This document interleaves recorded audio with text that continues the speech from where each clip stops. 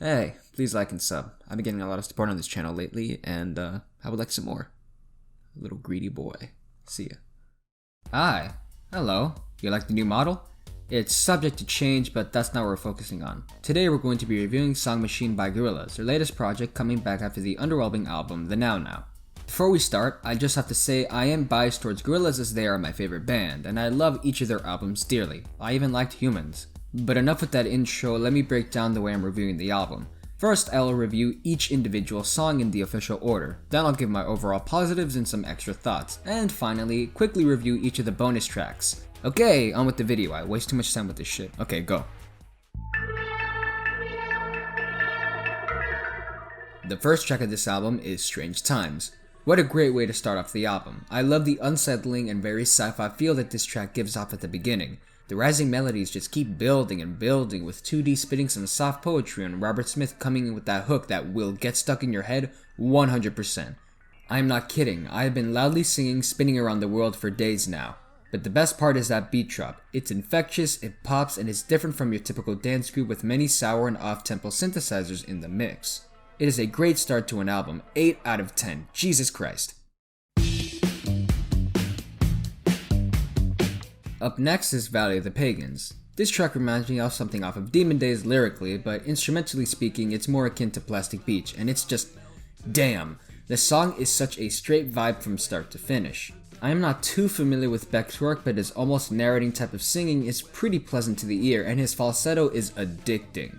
But let's not forget about 2D coming in with the almost feel-good type singing with that megaphone effect. It is just so perfect, and I love how it slowly fades away for the climax.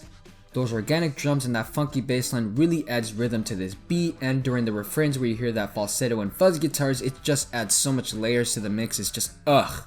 This is such an amazing track, and that final hook is euphoric. It is just an amazing straight 8.5 out of 10.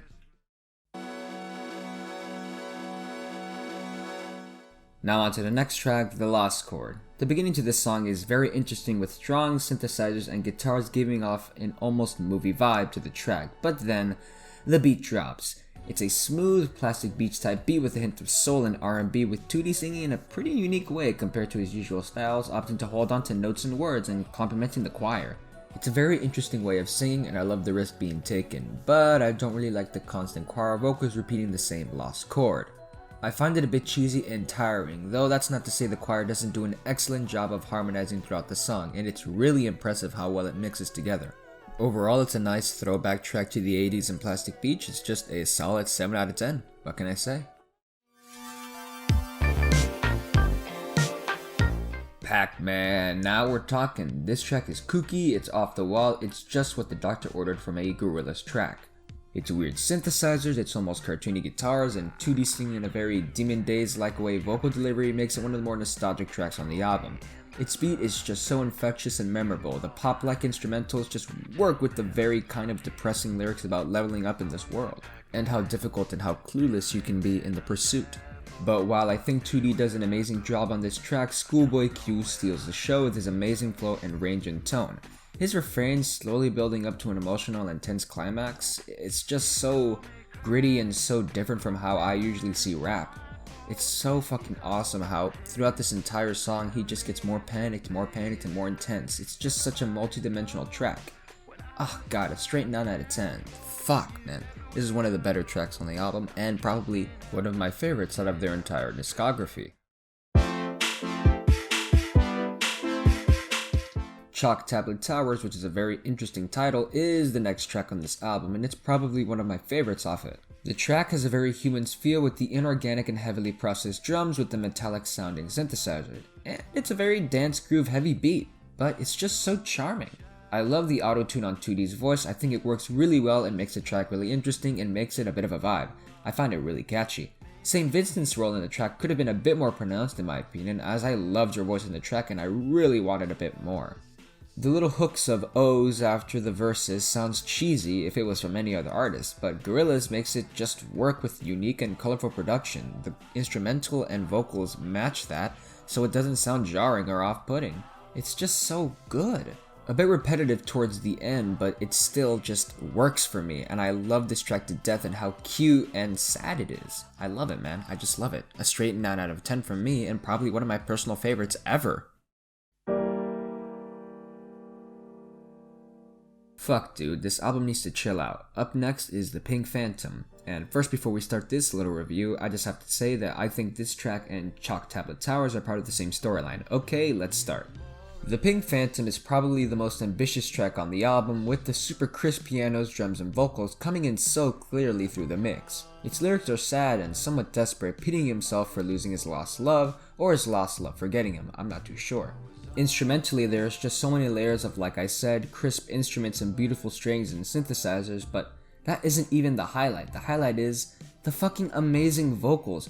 Elton John kills it on this track with his almost dramatic and operatic-like singing, and Six Black gives us a really robotic and interesting refrain that does add to the contrast of the track. Black kills it, and it's so disappointing to see people not like it and actually remove him from the actual track, when I think that's what actually made it for me. That interesting refrain is that spark of electricity that Gorillaz is so famous for.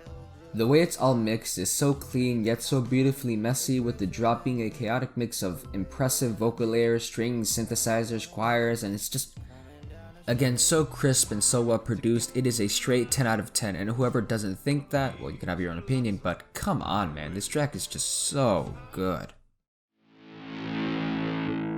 Aries. Next track is Aries.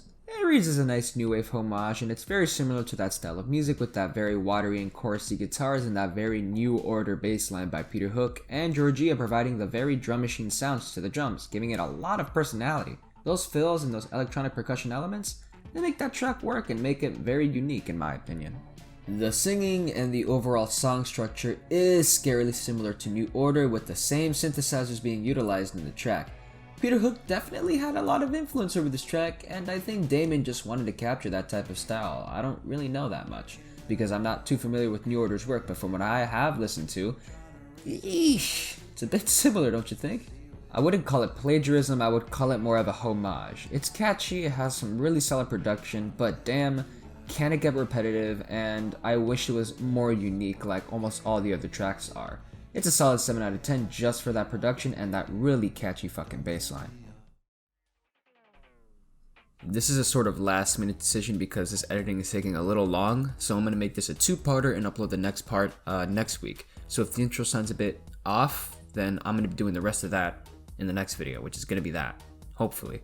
So yeah, I'm working on this really big response video to a video that I saw recently, so that'll be fun.